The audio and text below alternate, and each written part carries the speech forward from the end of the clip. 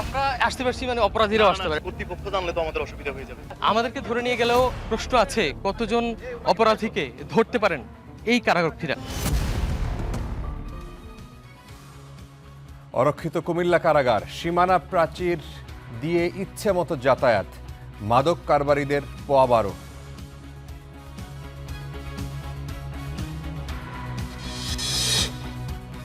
দেখছেন star news prime, সাথে আমি ফারাবি হাফিজ। দেখছিলেন স্টার নিউজ এক্সক্লুসিভ শিরোনাম, এবারে অন্যান্য।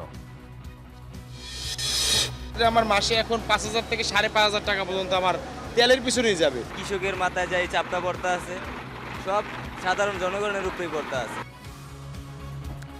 তেলের বাড়তি দরের পরও কমেনি দুর্ভোগ, সড়কে ভাড়া বাড়ার আতঙ্ক, এক মাসে দুবার সিলিন্ডার গ্যাসের দাম বৃদ্ধি।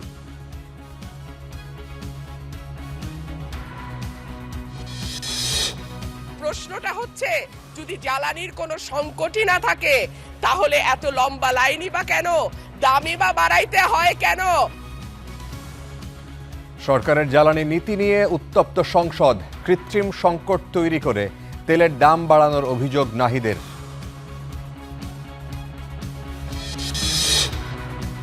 সরকার গঠনের পর কাল প্রথম বগুড়া যাচ্ছেন প্রধানমন্ত্রী, ঘোষণা দেবেন সিটি কর্পোরেশনের, ভাষণ দেবেন জনসভায়।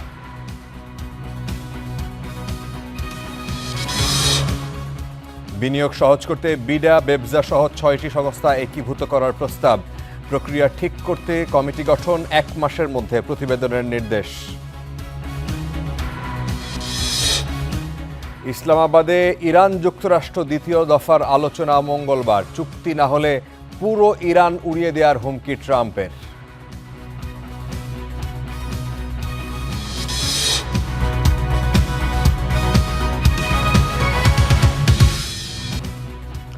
এবারে পুরো খবর অবিশ্বাস্য হলেও সত্যি। কোনো রকম বাধা ছাড়া কুমিল্লা কেন্দ্রীয় কারাগারে যে কেউ যে কোনো সময় ঢুকতে কিংবা বের হতে পারেন, কারণ এই কারাগারটি সীমানা প্রাচীরের একটি অংশ ভাঙা। দীর্ঘ সময় পেরিয়ে গেলেও সেটি আর মেরামত হয়ে ওঠেনি। অভিযোগ রয়েছে যে অপরাধীদের স্বজন থেকে মাদক কারবারি সবাই বেশ অবাধেই যাতায়াত করেন কুমিল্লা কারাগারে। সাইফুল ইসলামের ক্যামেরায় আব্দুল্লাহ আল মারুফের একটা রিপোর্ট। আমরা আসতে পারছি, মানে অপরাধীরাও আসতে পারে। কর্তৃপক্ষ জানলে তো আমাদের অসুবিধা হয়ে যাবে। আমাদেরকে ধরে নিয়ে গেলেও প্রশ্ন আছে, কতজন অপরাধীকে ধরতে পারেন এই কারারক্ষীরা।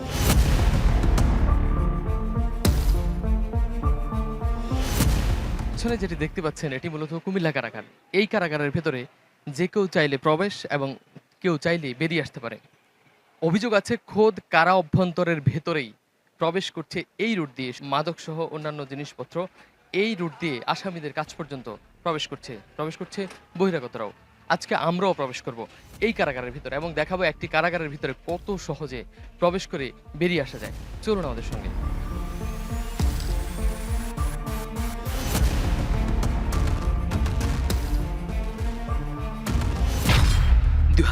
সালে ৬১০ কোটি টাকা ব্যয়ে শুরু হয় কারাগারের আসবাবপত্র ক্রয়, নতুন ভবন আর সীমানা প্রাচীরের নির্মাণ কাজ। এরই মাঝে উন্মুক্ত হয়ে পড়ে বেশ কিছু অংশ। সেসব জায়গা দিয়ে অবাধে ঢুকতে ও বের হতে পারেন যে কেউ।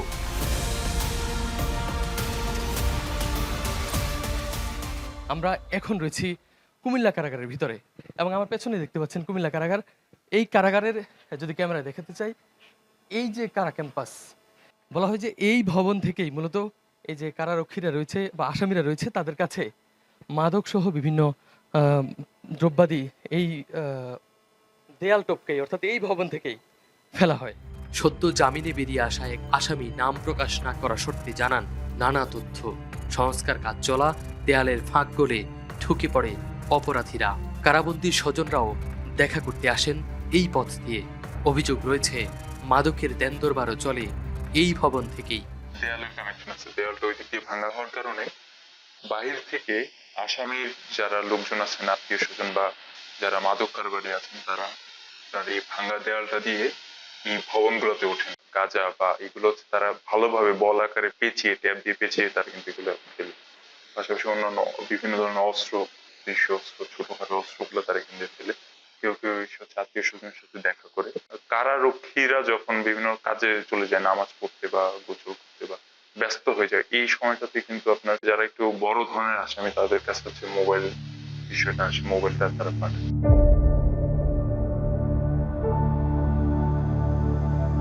কুমিল্লা কারাগার আসলেই কতটা অনিরাপদ এই ভবনটি দেখলে, এই অবস্থাটি দেখলে আসলে অনুমান করা সম্ভব।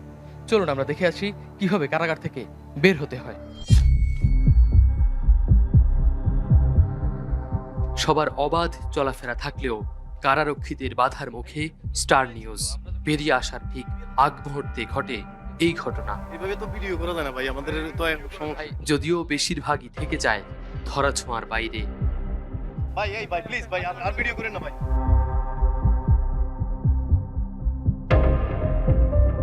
এটি কারাগারের মূল প্রবেশ পথ।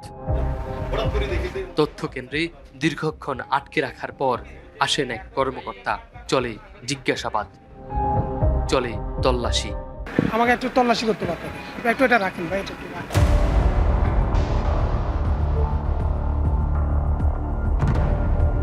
নানা অজুহাত দেয়া হলেও কেবল নিরাপত্তা ব্যবস্থা নিয়েই নেই কোনো সদুত্তর।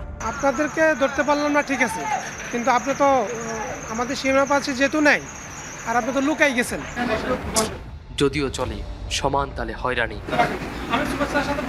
কিছুক্ষণ পর আবারও ফিরে আসেন সেই কর্মকর্তা, চাপ দেন ক্যামেরা বন্ধ করার। ভাই এই যে ক্যামেরাটা অফ করেন ভাই, এই যে ক্যামেরাটা অন করা আছে মনে হয়। অবশেষে নিজেদের অসহায়ত্বের কথা স্বীকার করে কারা কর্তৃপক্ষ। আসলে আমাদের যেহেতু সীমানা প্রাচীর নাই, এখন আমাদের করণীয় কি?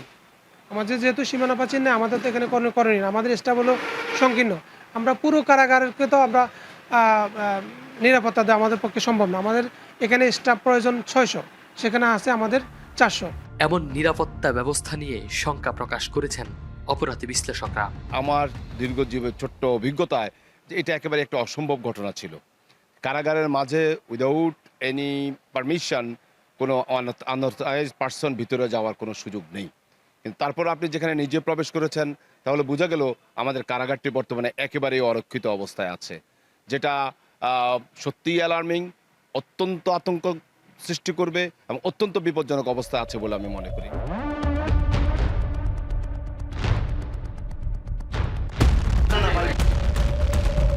এরপর বেরিয়ে আসি আমরা, দেখে আসি 2500 বন্দী নিয়ে কতটা অরক্ষিত এই কারাগার। আব্দুল্লাহ আল মারুফ, স্টার নিউজ, কুমিল্লা।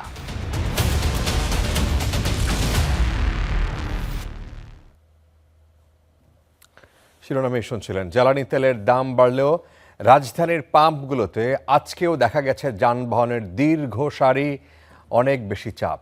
তীব্র দাবদাহে ঘন্টার পর ঘন্টা লাইনে দাঁড়িয়ে তেল সংগ্রহ করতে দেখা গেছে চালকদের, এবং তারা ভীষণ ভোগান্তির কথাও জানিয়েছেন। তেলের এইবারের যে মূল্যবৃদ্ধি, এতে জীবনযাত্রার ব্যয় বাড়ার শঙ্কা গ্রাহকদের। মাথার ওপর গ্রীষ্মের কড়া রোদ, তার উপর জ্বালানির জন্য ঘন্টার পর ঘন্টা অপেক্ষা। তীব্র গরমে দীর্ঘ অপেক্ষায় অসুস্থ হয়ে পড়ছেন অনেক চালক। তবুও শেষ নেই এই অপেক্ষার। রোববার থেকে বাড়তি দামে তেল কিনছেন গ্রাহকরা। প্রতি লিটার অকটেন 120 টাকা থেকে বেড়ে 140 টাকা, পেট্রোল 116 টাকা থেকে বেড়ে 135 টাকা, ডিজেল 100 টাকা থেকে বেড়ে 115 টাকা হয়েছে, আর কেরোসিন 112 টাকা থেকে বেড়ে 130 টাকা হয়েছে। মধ্যপ্রাচ্যে যুদ্ধ পরিস্থিতির কারণে সরকার দাম বাড়াতে বাধ্য হয়েছে বলে জানিয়েছেন জ্বালানি মন্ত্রী। এটা করতে বাধ্য হয়েছি আমরা, কারণ এটা বৈদেশিক মুদ্রাতে কিনতে হয় এবং সেটা যাতে কিছু বেরিয়ে আমরা সহনীয় লেভেলে থাকতে পারি সেই ব্যবস্থা করেছি। দাম বাড়লেও পাম্পগুলোতে যানবাহনের চাপ কমেনি, বরং বাড়তি দাম নিয়ে সাধারণ মানুষের মধ্যে দেখা গেছে তীব্র অসন্তোষ। ক্রেতারা বলছেন রোদে পুড়ে বেশি টাকা দিয়ে তেল কেনা যেন এখন দ্বিমুখী যন্ত্রণা। আগে সংকটে 4 ঘন্টা 5 ঘন্টা লাগছে, আর এখন প্রায় 10 ঘন্টা থেকে 12 ঘন্টা লাগছে। সংকট কোথায় নাই? রাত 10টা থেকে 12টা পর্যন্ত তেল দেওয়া বন্ধ করছে। কি জন্য? কারণ জানেন ভাই, তেলের দাম বাড়িতে 20 টাকা করে 1 লিটার প্রতি। সবাই ভাবছিল যে হয়তো তেলের দাম বাড়ছে, এই জন্য হয়তো যাদের কাছে আছে ওরা আর স্টক করবে না, কিন্তু এটাও তো এরকম হয় নাই। তো আলটিমেটলি তো আমাদের তো এটা ভোগান্তি ছাড়া তো আর কিছুই হইতেছে না। অনেক গ্রাহকের অভিযোগ, নির্দিষ্ট গোষ্ঠীকে বাড়তি সুবিধা দিতেই অবৈধ মজুত করছে অনেক পাম্প। সমস্যা এখানে যে সরকার তাদের থেকে তেল দিচ্ছে না, অনেক পাম্পে দিচ্ছে একটা গাড়ির তেল আছে, তার হাফ গাড়ি তেল দিচ্ছে, কিন্তু হাফ গাড়ি একটা গাড়ি কতটুকু সার্ভিস দিতে পারবে? 2 ঘন্টা। ওদের আলাদা একটা প্ল্যাটফর্ম আছে যেটা আপনিও জানেন না, যে কীভাবে ওরা তেলটা মজুত করে রাখে। এটা নিয়ে আপনারা যদি সচেতন হন, তাহলে আমরা সাধারণ নাগরিকরা আর এরকম ভোগান্তিতে। দাম বাড়লেও আগের তুলনায় সরবরাহ বাড়েনি বলে জানালেন পাম্প কর্তৃপক্ষ। আমিও তো সরকারকে পেওয়াটার মাধ্যমে জ্বালানি উত্তোলন করছি, কাস্টমার তো টাকা দিয়ে নিচ্ছে, তাহলে তার একটু বরাদ্দ বাড়ানো যদি যেতে পারে, তাহলে বারবার যদি না আসা লাগে সেক্ষেত্রে লাইনটা কমে যাচ্ছে। তো গ্রাহকদের প্রত্যাশা, জ্বালানি খাতের অব্যবস্থাপনা রোধে প্রশাসন যেন কঠোর নজরদারি নিশ্চিত করে। Fahim Yusuf, star news, Dhaka. এদিকে জ্বালানির দাম বাড়ার সঙ্গে সঙ্গে মানুষের মধ্যে ভাড়ার একটা আতঙ্ক তৈরি হয়েছে। বিশ্ববাজারে কমলেও বাংলাদেশে কেন তেলের দাম এখন বাড়ানো হলো সেই প্রশ্ন অনেকে তুলেছেন। আর পরিবহন মালিকরা আজকে বলেছেন যে তেলের যে নতুন দাম এর সঙ্গে সমন্বয় করে বর্ধিত ভাড়ার ঘোষণা যদি দ্রুত দেয়া না হয় তাহলে তারা আশঙ্কা করছেন যে একটা বিশৃঙ্খলা ঘটতে পারে। জ্বালানি তেলের দাম বাড়ার সঙ্গে সঙ্গেই অস্থির সড়ক মহাসড়ক। নতুন ভাড়ার কোনো ঘোষণা সরকার না দিলেও শঙ্কিত যাত্রী, যে কোনো মুহূর্তে বাড়তে পারে যাতায়াত খরচ। যাত্রীদের অভিযোগ, জ্বালানি তেলের দাম বাড়ানো সমন্বয়হীনতার পরিচয়। তেলের দামের প্রভাবে ভাড়া বাড়লেও সেটি যেন যৌক্তিক হয়। এইখানে ঘাটতিটা পূরণ না করে আপনি যদি তেলের দামটা বৃদ্ধি করেন, এটা সাধারণ জনগণের ঘাটতি গিয়ে যাইব, কারণ অলরেডি জনগণের পিঠের চামড়া উঠা গেছে। এখন আপনি জাস্ট ফিনিশিংয়ে লবণ মাইখা দিলেন। এর আগে যে আওয়ামী লীগের আমলে বাড়াইছিল তখন তো ভাড়াও বাড়ছে, কিন্তু পরে যে আবার তেলের দাম কমছে, ভাড়া তো আর কমায় নাই। 15 টাকা বা 20 টাকা লিটার প্রতি বাড়ছে, তারা কিন্তু প্রতি সিটেই প্রতি টিকিটেই তারা 50 টাকা 100 টাকা বাড়িয়ে দিচ্ছে। তেল যখন বাড়ছে তেলের দাম ভাড়া অবশ্যই বাড়তে পারে। বিশেষজ্ঞরা বলছেন বর্ধিত ভাড়ায় যেন নাভিশ্বাস না ওঠে সেদিকে রাখতে হবে মূল নজর। যেভাবে ভাড়াটা করা হচ্ছে, প্রায় 4.5 টাকার কথা বলা হচ্ছে প্রতি কিলোমিটার, এটা প্রায় 200% কিন্তু বেশি হয়ে যাচ্ছে। তো এই জায়গায় তারা প্রস্তাব দিয়েছে, কিন্তু সরকারের পক্ষ থেকে এটাকে আসলে নেগোসিয়েশনটা দুই পক্ষের জন্য যেন একটা উইন উইন সিচুয়েশন হয় সেটা কিন্তু ভাবতে হবে। এ নিয়ে সরব পরিবহন মালিকরাও। তারা বলছেন তেলের নতুন দামের সঙ্গে সমন্বয় করে বর্ধিত ভাড়ার ঘোষণা দেওয়া প্রয়োজন ছিল, সেটি দ্রুত না পেলে তৈরি হতে পারে বিশৃঙ্খলা।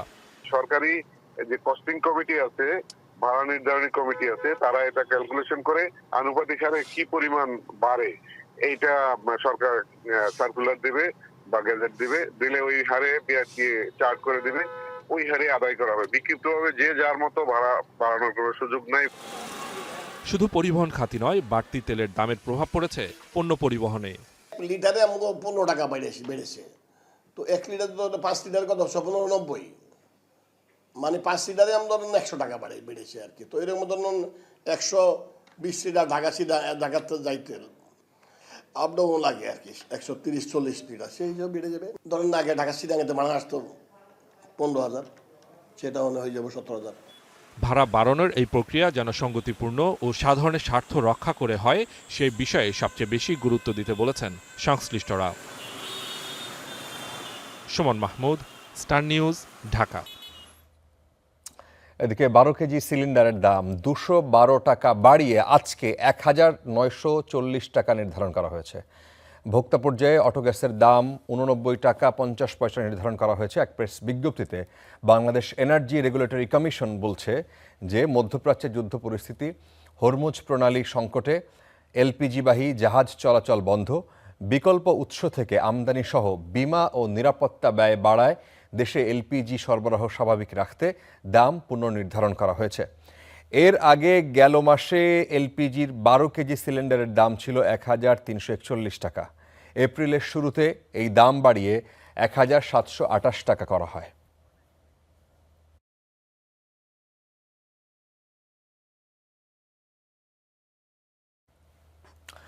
জ্বালানি সংকটে সরকারের নানা পদক্ষেপে অসন্তোষ জানিয়েছেন বিরোধী দলীয় সংসদ সদস্যরা। এই নিয়ে আজকে উত্তপ্ত ছিল জাতীয় সংসদের অধিবেশন। প্রশ্নোত্তর পর্বে পানি সম্পদ মন্ত্রী জানিয়েছেন যে ধুঁকতে থাকা উত্তরবঙ্গের জনপদকে বাঁচাতে তিস্তা মহাপরিকল্পনা বাস্তবায়ন করবে এই সরকার। মাননীয় স্পিকার, আপনাকে ধন্যবাদ। দুদিন বিরতির পর জাতীয় সংসদের অধিবেশন শুরু হয় রোববার বিকেল 3টায়। রেল লাইন থাকলে এই অঞ্চলের কৃষিপণ্য। ডেপুটি স্পিকারের সভাপতিত্বে শুরুতেই 71 ভিত্তিতে জনগুরুত্বপূর্ণ বিষয়ে বক্তব্য তুলে ধরেন সাংসদরা। আমরা কল্পনাও করতে পারি নাই একটা নির্বাচনের পরে কার্টুন শেয়ার দেওয়ার জন্য হাসান ইনামকে গ্রেফতার করা হবে মাননীয় স্পিকার। জ্বালানি সংকট নিরসনে সরকারের বিভিন্ন পদক্ষেপের সমালোচনা করেন বিরোধী সংসদ সদস্যরা। ড্রাইভাররা দাঁড়িয়ে আছে, তারা তেল পাচ্ছে না, কিন্তু সরকারের সেই ব্যাপারে কোনো হেলদোল নাই। সাধারণ জনমানুষকে আজকে দেখা যাচ্ছে বিক্ষুব্ধ করা হচ্ছে। এই বিস্ফোরণ ঘটলে এর জন্য বর্তমান সরকার দায়ী থাকবে স্পিকার। রুমিন ফারহানার বক্তব্য চলাকালে সরকার দলীয় কয়েকজন সংসদ সদস্য অশালীন অঙ্গভঙ্গি করেছে বলে অভিযোগ করেন বিরোধী দলীয় নেতা। একজন স্বতন্ত্র সংসদ সদস্য তিনি যখন কথা বলছিলেন, দুঃখজনকভাবে ট্রেজারি বেঞ্চ থেকে সম্মানিত কিছু সদস্য এমন কিছু অঙ্গভঙ্গি করেছেন যেটা আমার বিবেকে আঘাত লেগেছে। ডিজেল সংকটে কৃষকদের অবস্থা তুলে ধরেন নীলফামারী 2 আসনের এমপি। জবাবে কৃষিমন্ত্রী বলেন, দেশের 75% কৃষিজীবীর সব সংকটের সমাধান আছে কৃষক কার্ডে।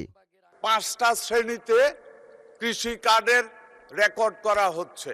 আমি জানি না আমার জমিতে কি হবে, আমি জানি না আমি কি ফলাবো, ঠিক দামে বিক্রি করতে পারবো কিনা, এখানেই প্রয়োজন কৃষক কার্ডের। পরে জনগুরুত্বপূর্ণ বিষয়ে সাংসদদের নানা প্রশ্নের উত্তর দেন সরকারের 3 মন্ত্রী। পানি সম্পদ মন্ত্রী জানান, ধুঁকতে থাকা উত্তরবঙ্গের জনপদকে বাঁচাতে তিস্তা মহাপরিকল্পনা বাস্তবায়ন করবে সরকার। আমাদের নির্বাচনের যে একটা প্রতিশ্রুতি, এই প্রতিশ্রুতির সঙ্গে এটা সম্পর্কিত। সুতরাং দেশের প্রয়োজনে উত্তরাঞ্চলের 50 লক্ষ মানুষের সুবিধার জন্য এই প্রকল্পটি অবশ্যই আমরা গ্রহণ করব মাননীয় স্পিকার। লিখিত বক্তব্যে বিদ্যুৎ ও জ্বালানি মন্ত্রী ইকবাল হাসান মাহমুদ জানান, বিদ্যুৎ কেন্দ্রগুলোর বকেয়া বিলের পরিমাণ 52,300 কোটি টাকারও বেশি। পৌর শিশু পার্ক। পরে রাষ্ট্রপতির ভাষণের ওপর ধন্যবাদ প্রস্তাবের আলোচনায় অংশ নেন সংসদ সদস্যরা। ধন্যবাদ মাননীয় সদস্য, মাননীয় মন্ত্রী। Mahmudul Hasan, star news, Dhaka. এদিকে এনসিপির আহ্বায়ক নাহিদ ইসলামের অভিযোগ হচ্ছে, আওয়ামী লীগের জায়গায় শুধু বিএনপি এসেছে, বাকি সব কিছু আগের মতোই। তিনি বলেছেন যে কৃত্রিম সংকট তৈরি করে জ্বালানির দাম বাড়ানো হচ্ছে। আজকে দুপুরে আপ বাংলাদেশ, এবি পার্টি সহ নানা দল এবং সংগঠন থেকে 50 জন নেতাকর্মীর এনসিপিতে যোগদান অনুষ্ঠানে তিনি এই কথা বলেছেন। আপ বাংলাদেশ, এবি পার্টি সহ নানা দল সংগঠন থেকে জাতীয় নাগরিক পার্টিতে এনসিপিতে যোগ দিলেন প্রায় 50 জন নেতাকর্মী। এটি সহ নানা সমসাময়িক ইস্যুতে বাংলা মোটরের কেন্দ্রীয় কার্যালয়ে জরুরি সংবাদ সম্মেলন ডাকে দলটি। এ সময় সদ্য যোগ দেওয়া দল সংগঠনের নেতারা জানান তাদের অনুভূতি। জুলাই এবং সংস্কারের প্রশ্নে যে ঐক্য আছে এটা অটুট রাখা দরকার এবং সম্ভব হলে সবাই মিলে একসাথে কাজ করা দরকার। মানুষের আকাঙ্ক্ষার আলোকে, গণঅভ্যুত্থানের আকাঙ্ক্ষার আলোকে কাজ করতে পারি, সেই জন্য আজকের এই উদ্যোগ। পরে নতুন সদস্যদের স্বাগত জানিয়ে এনসিপির আহ্বায়ক বলেন, দেশে যেন নতুন করে স্বৈরতন্ত্রের উত্থান না ঘটে সে বিষয়ে তরুণদের ঐক্যবদ্ধ হয়ে কাজ করতে হবে। সবগুলো প্রতিষ্ঠান দেশের দলীয়করণ করা হচ্ছে এবং দেশের বিচার ব্যবস্থা থেকে শুরু করে সব জায়গায় আমরা যে সংস্কারের কথা বলেছি, ঐকমত্য কমিশনে গণভোটের মাধ্যমে যে সংস্কারের সম্ভাবনা তৈরি হয়েছিল, বিএনপি সরকার সব সম্ভাবনাকে নষ্ট করে দিচ্ছে। শুধুমাত্র আওয়ামী লীগের জায়গায় একটা বিএনপি সরকার প্রতিস্থাপিত হয়েছে এই নির্বাচনের মধ্য দিয়ে। তেল সংকট নিয়ে সরকার সবাইকে অন্ধকারে রাখার চেষ্টা করছে অভিযোগ করে নাহিদ ইসলামের দাবি, সিন্ডিকেটের প্ররোচনায় তেলের দাম বাড়িয়েছে সরকার, যার প্রভাব পড়বে গোটা অর্থনীতিতে। তেলের লাইনে দাঁড়ানোর থেকে দাম বেশি হলেও সে কিনতে আগ্রহী, এরকম একটা মনস্তত্ত্ব পরিবেশ তৈরি করে তারপরে দামটা আসলে বৃদ্ধি করা হলো। পুরাটাই পরিকল্পিতভাবে করা হয়েছে, সিন্ডিকেটরা এটা করেছে এবং সরকারের প্রশ্রয়, সরকারের অংশগ্রহণ না থাকলে এটা আসলে সম্ভব হতো না। সরকারের ভুল নীতির কারণে দেশের অর্থনীতি খারাপের দিকে যাচ্ছে বলে অভিযোগ করেন নাহিদ ইসলাম। সরকার কোনো ভারসাম্যমূলক কূটনৈতিক গ্রহণ করছে বলে আমাদের কাছে মনে হচ্ছে না। Mazharul Islam, star news, Dhaka. City কর্পোরেশনের ভিত্তি স্থাপন ও খাল খনন সহ বেশ কয়েকটি কর্মসূচিতে অংশ নিতে আগামীকাল বগুড়া যাচ্ছেন প্রধানমন্ত্রী তারেক রহমান। দায়িত্ব নেয়ার পর প্রথমবার এই সফরের খবরে জেলা জুড়ে বেশ সাজ রব দেখা যাচ্ছে। এদিন জনসভাতেও অংশ নেবেন তিনি। এতে নির্বাচনী প্রতিশ্রুতি বাস্তবায়নের ঘোষণার আশা উত্তরের জনপদের বাসিন্দাদের। ঘরের ছেলে হয়েছেন প্রধানমন্ত্রী, আসছেন নিজ জেলায়। তার আগমন ঘিরে পুরো দমে চলছে প্রস্তুতিও। প্রধানমন্ত্রী হিসেবে দায়িত্ব গ্রহণের পর বগুড়ায় তারেক রহমানের প্রথম সফর ঘিরে ব্যাপক উৎসাহ নেতাকর্মীদের মাঝে। নির্বাচনী জনসভায় যে প্রতিশ্রুতি দিয়েছিলেন বিএনপি চেয়ারম্যান, তা এখন বাস্তবায়নের স্বপ্ন দেখছেন বগুড়াবাসী। প্রধানমন্ত্রী আমাকে হয়েছে, আর আগেও আসছিল, দেখার সৌভাগ্য হয়নি, তো আবার আল্লাহ রহমত এবার দেখার সুযোগ আমাকে আল্লাহ সুযোগ করে দিয়েছে। সিটি ঘোষণা করবে আমাদের মধ্যে, হৃদয়ের মাঝে এতটাই আনন্দ বোধ করতেছে যে আমরা কি বলবো, ভাষা হারিয়ে ফেলেছি। 20 এপ্রিল একদিনের সফরে সিটি কর্পোরেশনের ভিত্তিপ্রস্তর স্থাপন, বিচার ব্যবস্থার আধুনিকায়নে বেইল বন্ডের উদ্বোধন ও খাল খনন সহ বেশ কয়েকটি কর্মসূচিতে অংশ নেবেন সরকার প্রধান। যাওয়ার কথা রয়েছে পৈতৃক ভিটা জিয়াবাড়িতেও। দলীয় ও সরকার প্রধানের সফর সফল করতে প্রস্তুত নেতাকর্মীরা। বগুড়াবাসী ঈদের আমেজ অপেক্ষা করতেছে কখন আমাদের প্রধানমন্ত্রী, আমাদের প্রিয় নেতা বগুড়ার মাটিতে পা দেবেন। আমরা বাংলাদেশের নির্বাচিত প্রধানমন্ত্রী পেয়েছি এই বগুড়ার মাটির সন্তান, যে মানুষটি বগুড়ার প্রতি তার টান আলাদা, একটি মাটির টান। জন্মভূমির জন্য সবারই কম বেশি মন কাঁদে, এটা কেউ স্বীকার করে, কেউ মুখে বলে, কেউ বলে না। তাহলে আমাদের প্রিয় নেতার জন্মভূমি এখানে, বাকিটা আমি বলতে চাচ্ছি না। উনি আসলে বাংলাদেশ গড়ার জন্য যে ভূমিকা রাখছে, আপনারা যদি সবাই মিলে আমরা তাকে সহযোগিতা করি, সত্যি একটি সুন্দর সুজলা সুফলা সবুজ বাংলাদেশ এবং নিট অ্যান্ড ক্লিন বাংলাদেশ উনি উপহার দিতে পারবেন। প্রধানমন্ত্রীর সফরের প্রস্তুতির সবশেষ অবস্থা দেখতে বগুড়ার বিভিন্ন স্থান পরিদর্শন করেছেন এলজিআরডি প্রতিমন্ত্রী সহ সরকারের ঊর্ধ্বতন কর্মকর্তারা। নিরাপত্তা নিশ্চিতে কাজ করছেন আইন শৃঙ্খলা বাহিনীর সদস্যরাও। আমাদের নিরাপত্তার দিক থেকে আমরা সর্বোচ্চ পরিমাণ নিরাপত্তা ব্যবস্থা রাখবো ইনশাল্লাহ। ওই দিনকে 20 তারিখের প্রোগ্রামকে কেন্দ্র করে ওনাকে নিরাপদ রাখার জন্যে এবং বগুড়ার যে সকল প্রোগ্রামগুলো আছে এই প্রোগ্রাম ভেন্যুগুলোকে নিরাপদ রাখার জন্য আমরা সর্বোচ্চ প্রচেষ্টা থাকবে। সফর উপলক্ষে আমাদের অংশগ্রহণ রয়েছে, সেই সকল ডিপার্টমেন্টকে নিয়ে আমরা বিভিন্ন স্পটে ভিজিট করছি। ভিজিট করে আমরা সেখানকার সুবিধা অসুবিধাগুলো চিহ্নিত করছি, করে আমাদের যে যে কার্যক্রম নেওয়া প্রয়োজন সেগুলি আমরা দেখছি। আর পাশাপাশি সিকিউরিটির ইস্যুগুলিও আইন শৃঙ্খলা রক্ষাকারী বাহিনী সহ বিশেষ বাহিনী ওনারা এই যেসব বিষয়গুলো ফিজিক্যালি দেখে তারপরে ডিসিশন নিচ্ছেন। দীর্ঘ 1.5 দশকের বেশি সময়ের অবহেলা কাটিয়ে তারেক রহমানের হাত ধরে বগুড়ার উন্নয়ন ও সমৃদ্ধির জনপদে পরিণত হবে, এমনটাই প্রত্যাশা সাধারণ বাসিন্দাদের। জজিফ হোসেন প্রতীক, স্টার নিউজ, বগুড়া। এদিকে আগামী 27 এপ্রিল যশোরে এবং 2 মে সিলেটে খাল খনন কর্মসূচিতে যোগ দেওয়ার কথা প্রধানমন্ত্রী তারেক রহমানের। আর সচিবালয়ে পানি সম্পদ ব্যবস্থাপনা নিয়ে প্রধানমন্ত্রীর সঙ্গে একটি বৈঠক হয়েছে। এই বৈঠক করেন পানি সম্পদ মন্ত্রী শহীদ উদ্দিন চৌধুরী আনি। এ সময় উপস্থিত ছিলেন পানি বিশেষজ্ঞ আইনুন ইরশাদ সহ একটি প্রতিনিধি দল। পানি মন্ত্রণালয়ের 180 দিনের কর্মসূচি নিয়ে প্রধানমন্ত্রীর সঙ্গে বিস্তারিত আলোচনা করেন তারা। বিএনপির নির্বাচনী অঙ্গীকার বাস্তবায়নে বিশদ পরিকল্পনার অংশ হিসেবে প্রধানমন্ত্রীর সঙ্গে সাক্ষাৎ বলে জানান পানি সম্পদ মন্ত্রী।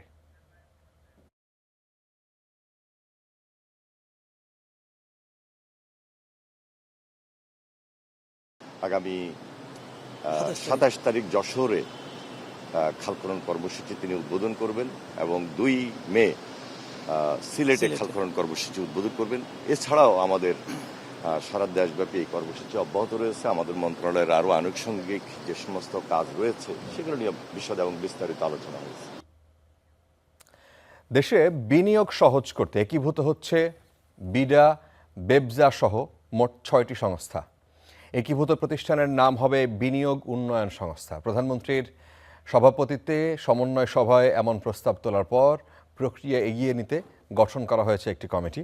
1 মাসের মধ্যে প্রতিবেদন তারা জমা দেবেন। মুন্নাফ রশিদ একটি রিপোর্ট করেছেন।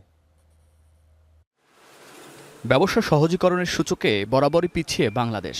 বিনিয়োগে অন্যতম বড় বাধা হিসেবে চিহ্নিত করা হয় সরকারি দপ্তরের ভোগান্তিকে। তাই গেল 30 মার্চ প্রধানমন্ত্রীর সভাপতিত্বে সমন্বয় সভায় বিনিয়োগ সংশ্লিষ্ট 6টি সংস্থাকে একীভূত করার প্রস্তাব উঠেছে। এতে বলা হয়েছে বিনিয়োগ উন্নয়ন কর্তৃপক্ষ বিডা, রপ্তানি প্রক্রিয়াকরণ এলাকা কর্তৃপক্ষ বেবজা, অর্থনৈতিক অঞ্চল কর্তৃপক্ষ বেজা, হাইটেক পার্ক কর্তৃপক্ষ, পাবলিক প্রাইভেট পার্টনারশিপ কর্তৃপক্ষ এবং ক্ষুদ্র ও কুটির শিল্প কর্পোরেশন বিসিককে একীভূত করে বিনিয়োগ উন্নয়ন সংস্থা গঠন করা হবে। সরকারের নির্বাচনী যে ম্যানিফেস্টো সেখানে কিন্তু বেশ কিছু প্রতিশ্রুতি আছে। তো এখন আমরা যেটা দেখতে চাই সত্যিকার অর্থে যে এই প্রতিশ্রুতিগুলো কতটুকু সরকার আন্তরিকভাবে বাস্তবায়ন করছে, এবং সেটা যদি আমরা বাস্তবায়ন করতে না পারি, বিশেষ করে সংস্কারগুলোকে যদি আমরা আগাতে না পারি, তাহলে কিন্তু আমরা বিনিয়োগ পরিস্থিতি খুব বড় ধরনের উন্নতি ঘটবে না। একীভূতকরণের যৌক্তিকতা, আইন ও প্রশাসনিক প্রক্রিয়া, রোডম্যাপ, নতুন প্রতিষ্ঠানের অর্গানোগ্রাম তৈরিতে গঠন করা হয়েছে একটি কমিটি।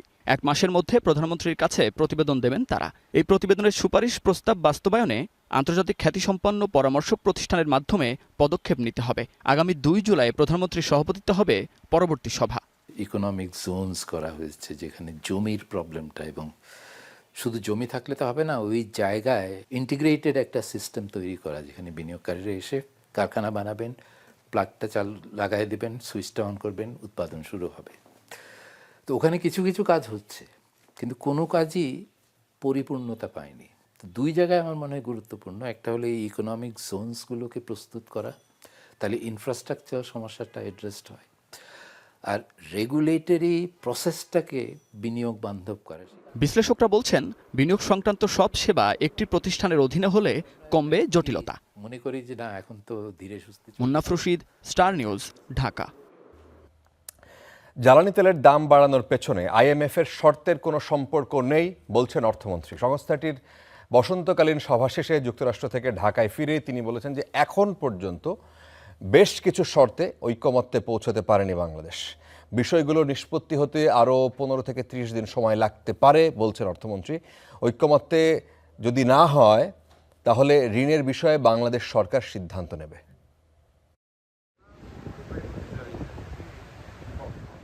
আওয়ামী সরকারের সময়ে আর্থিক সংকট সামাল দিতে 2022 সালে আন্তর্জাতিক মুদ্রা তহবিল আইএমএফের সঙ্গে ঋণ আলোচনা শুরু করে বাংলাদেশ। কয়েক দফা আলোচনার পর 2023 সালের শুরুতে $470 কোটি ঋণ চুক্তি হয়। পরে অন্তর্বর্তী সরকারের সময়ে 2025 সালের জুনে ঋণের পরিমাণ বাড়িয়ে $550 কোটি উন্নীত করা হয়। এর মধ্যে 5 কিস্তিতে $364 কোটি পেয়েছে বাংলাদেশ। এখনও বাকি $186 কোটি। 600 কিস্তি সহ অবশিষ্ট অর্থ ছাড় হওয়ার কথা ছিল গত বছরের ডিসেম্বরে। তবে নির্বাচিত সরকারের সঙ্গে আলোচনা করেই পরবর্তী অর্থ ছাড় করা হবে বলে জানিয়েছিল সংস্থাটি।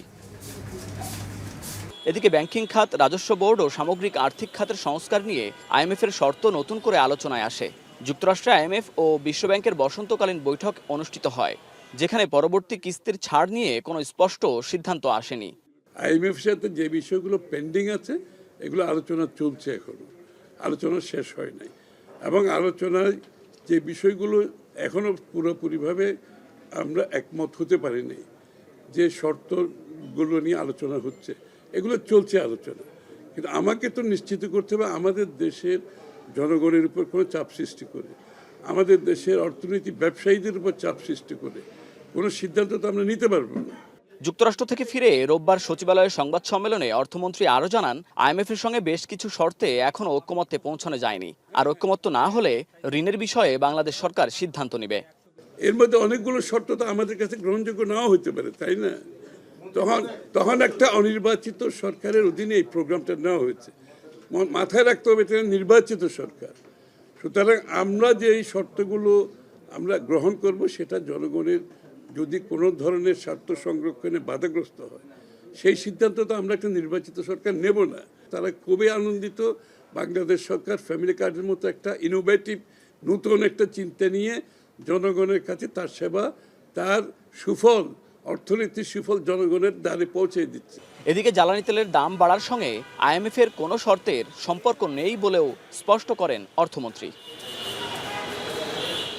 Munnaf Rashid, star news, Dhaka. মুসল্লিদের পদচারণায় মুখর রাজধানীর আশকোনা হজ ক্যাম্প। বহু প্রতীক্ষার পর হজ করতে সৌদি আরবের পথে রওনা দিচ্ছেন তারা। দেশেই ইমিগ্রেশন শেষ হওয়ায় তারা স্বস্তি জানাচ্ছেন, আর যাত্রা নির্বিঘ্নে সব প্রস্তুতি নেওয়ার কথা জানিয়েছে কর্তৃপক্ষ।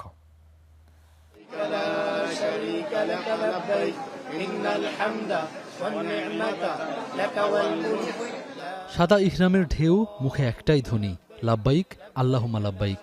বহু প্রতীক্ষার পর পবিত্র হজ পালনে যাওয়ার সৌভাগ্যে আবেগে আপ্লুত হয়ে অশ্রু ঝরাচ্ছেন অনেকেই। রাজধানীর আশকোনা হজ ক্যাম্পে হাজারো হজযাত্রীর ভিড়, কেউ বিশ্রামে, আবার কেউ ইমিগ্রেশন শেষ করতে লাইনে দাঁড়িয়ে। আল্লাহকে খুশি করার আকাঙ্ক্ষা বুকে নিয়ে জীবনের সঞ্চিত স্বপ্ন আর আবেগকে সঙ্গী করে পবিত্র হজের পথে রওনা হচ্ছেন হাজারো ধর্মপ্রাণ মুসল্লি। যারা স্বাবলম্বী অর্থনৈতিকভাবে শারীরিকভাবে তাদের জন্য হজ ফরজ, এই জন্য আমি হজ করতে যাচ্ছি। আপনারা সবাই দোয়া করেন যাতে হজটা সুন্দরভাবে সম্পাদন করতে পারি। দেশের মাটিতে বিমানে ওঠার আগেই সম্পন্ন হচ্ছে ইমিগ্রেশন সহ সব কার্যক্রম, ফলে ভোগান্তি কমায় স্বস্তি হিসেবে দেখছেন যাত্রীরা। এয়ারপোর্টের পাশে ওখান দিয়ে আসার কথা, কিন্তু ওখানে ইন্ডিকেশন ছিল না, বাসগুলোর জন্য দেখতে পাচ্ছিলাম না, যার জন্য ওখানে যথেষ্ট হয়রানি হয়েছে আর কি। এখানে সেবামূলক কাজ আলহামদুলিল্লাহ আমরা সন্তুষ্ট, খুব ভালো। এবার নতুন দেখলাম যে এত টিপটপ এবং প্লাস খুবই আপডেট করা। কিছু হজযাত্রীর অভিযোগে মশার উপদ্রব ও খাবারের মান ও দাম নিয়ে দ্রুত ব্যবস্থা নেওয়ার আশ্বাস দিয়েছে কর্তৃপক্ষ। হজযাত্রীরা নির্বিঘ্নে ও স্বস্তিতে তাদের যাত্রা সম্পন্ন করতে পারেন সেদিকেও সর্বদা নজর রাখছেন তারা। ডিএনসিসির মশা নিধক টিম, পুরো টিমই এখানে আসলে তারা ডিপ্লয় আছে এবং তাদের কার্যক্রমের পাশাপাশি আমরা নিজেরাও আরও কিছু ইন্টারভেনশন করেছি। আমরা এটাকে আরও কিভাবে একেবারে নিশ্ছিদ্র করা যায় সেটার জন্য আমরা আন্তরিকভাবে চেষ্টা করছি। দ্বিতীয় দিনেও 14টি ফ্লাইটে 5,756 জন যাত্রী যাওয়ার কথা রয়েছে। প্রথম দিনেও প্রায় একই সংখ্যক যাত্রী গেছেন সৌদি আরবে। হজের ফ্লাইট কার্যক্রম চলবে আগামী 21 মে পর্যন্ত। আহমেদ রবি, স্টার নিউজ, ঢাকা। মাদারীপুরে আবাসিক ভবনে অতিরিক্ত ভোজ্য তেল মজুদ রাখায় এক ডিলারকে 40,000 টাকা জরিমানা করা হয়েছে। বিকেলে ডাসার উপজেলার ধোয়াশার বাজার এলাকায় অভিযান চালায় ভোক্তা অধিকার সংরক্ষণ অধিদপ্তর এবং র্যাব 8। এ সময় সর্দার ট্রেডার্স নামের একটি প্রতিষ্ঠানের মালিকের বাড়িতে 37,000 লিটার ভোজ্য তেল পাওয়া যায়। পরে তাকে 40,000 টাকা জরিমানা করেন ভ্রাম্যমাণ আদালত। একই সঙ্গে সোমবারের মধ্যে মজুতকৃত তেল বাজারে বিক্রির জন্য মুচলেকা প্রতিষ্ঠানটির মালিকের কাছ থেকে নেওয়া হয়।